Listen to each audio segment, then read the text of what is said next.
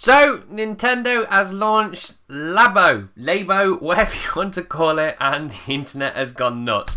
But I knew something was coming. Joe was telling me that Nintendo have got a new way to play or something like that. And I was like, okay, that's interesting. It might be gimmicky, it might be really bad. And then I was streaming last night. Joe came in and she's like, it's out, it's terrible, it's absolutely really bad. And loads of people saying it was bad. And I was like, okay, this is going to be garbage. So then once I finished, I sat down and watched the 2.5-minute trailer. And I'm very excited for it, and I want to tell you why I think it's a good idea, because it sounds like majority of people think it's a bad one. Now, before we jump in, there's 3 things that people keep saying about this, which is the major problem. One, it's not for me, and my response to that is, that's understandable, you're a grown adult. This is labelled for the kids. Second of all, people are like, oh my god, they're trying to charge you £60 for a piece of cardboard. But to that, I think that's nonsense, because when you go and buy a game for £40 and then they're like, oh, would you like to have some special DLC that gives you an extra knife in your game? I wouldn't sit there and go, ha, you paid £60 for megabytes. No, you bought a game and for an extra 20 quid you got a bit more content. This is a game which is like £40, and for the £20 you're going to get all the peripheral and parts for it. So I think it's reasonably priced. And you have to remember as well, Nintendo did make their 1-2 Switch game, and that was out at £40–50, and that was just you prattling about with the controllers. This is practically the same, more in depth, bigger game, and you get the cardboard with it for like an additional £10–20. So I think the pricing's okay on it. And the third thing people are complaining about, it's cardboard, it's going to break, but I'll go on to that in a minute.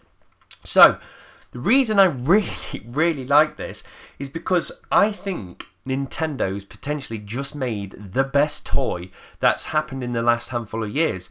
Now, it all depends what kind of person you are, really. But as you know, I'm a tinkerer. I've got my tinkering channel. I like to call myself a little maker, a crafter, whatever you want to call it. And I think this is absolutely fantastic because, one, you get the product straight away, and the kids have got to build it. Granted, you're going to probably help them do it, but I think that's fantastic that they get to build the toy. They just don't open a wrapping and there it is, put the batteries in and off it goes. It's something you've got to sit down, look through the manuals and create, and that reminds me of the days of Lego. I used to love playing Lego, because you sit down and build it and you could see the thing that you're going to build slowly appear in front of you, and that was a part of the joy of it. So from that, it's kind of a bit like Lego that you've got to build it up. The second thing is that you get to learn basic engineering. There's a part where there's a robot, and as it's moving its arms, it's pulling a piece of string which is tied to its back, and it's pulling little levers.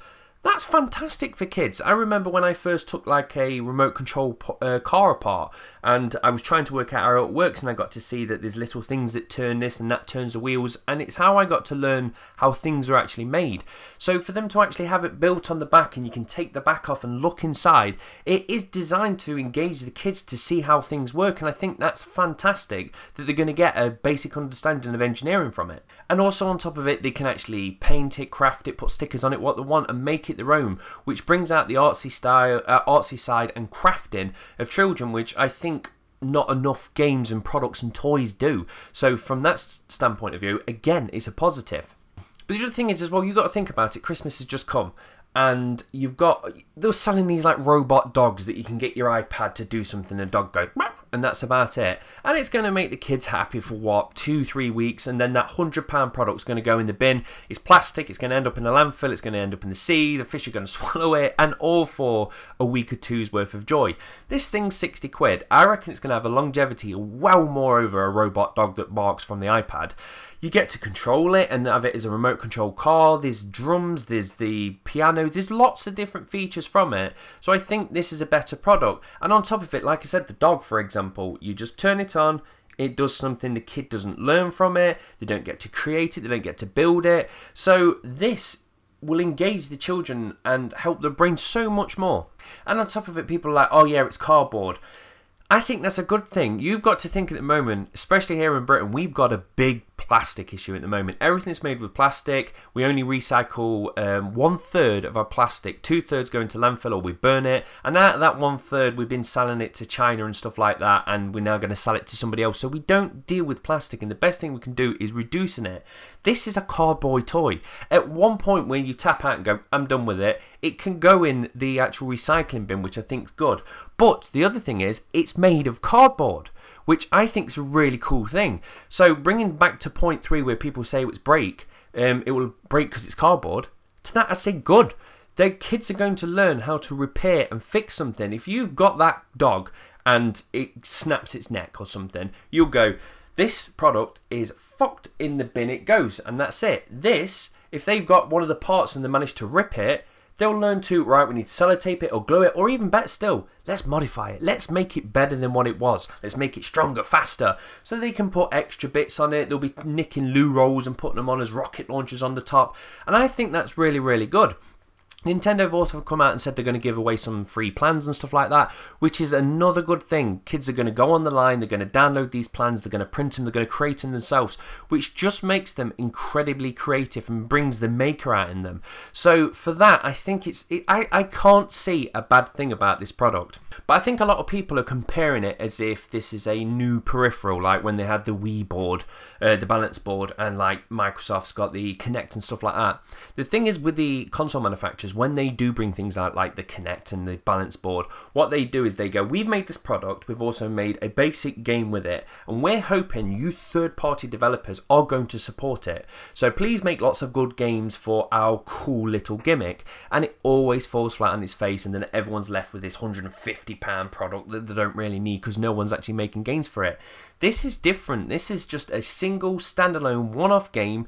They're not asking for third-party support, and even if they did, I don't see how they could actually add to it unless they made their own game and their own peripherals. So it's a standalone thing, so don't see it as a peripheral that they're trying to push and it's a gimmick. See it as a game, and the DLC is cardboard. And if you see it from that mindset, you go, £60 not too bad. And even still, you're going to get so much more joy of adding these parts on it and playing with the kids. And the only thing I can take away from it is I'm upset that Jessica's not old enough to be playing with it, because I would buy this in a heartbeat. Now, I understand people that don't have kids, you might be angry because you was wanting Nintendo to give you something. Sadly, it's not for you, it is for the kids. And for some parents, they might go, my kid's going to rip it straight away. And granted, you know what I mean? Some kids are going to be a bit too young where they're going to be grabbing it and smashing it. It's probably aimed at a bit older kids. Or some kids are just going to be high-strung and they're just a bit mental and it's probably not for them. But for a kid that's at an older age, and you want to bring out a creative side, you want to teach them how to build something and also to look after it. If you break it, you've got to repair it. And not many toys do that. So I think Nintendo has potentially made the best toy that I've seen in a handful of years. So that's it. That's my 2 cents. I'm a fan of Labo or Labo, whatever you want to call it. But I think Nintendo's done really good. And I can't wait for Jez to be old enough to get it. Maybe I'll buy it myself. Thanks for watching, guys. Cheers. Bye.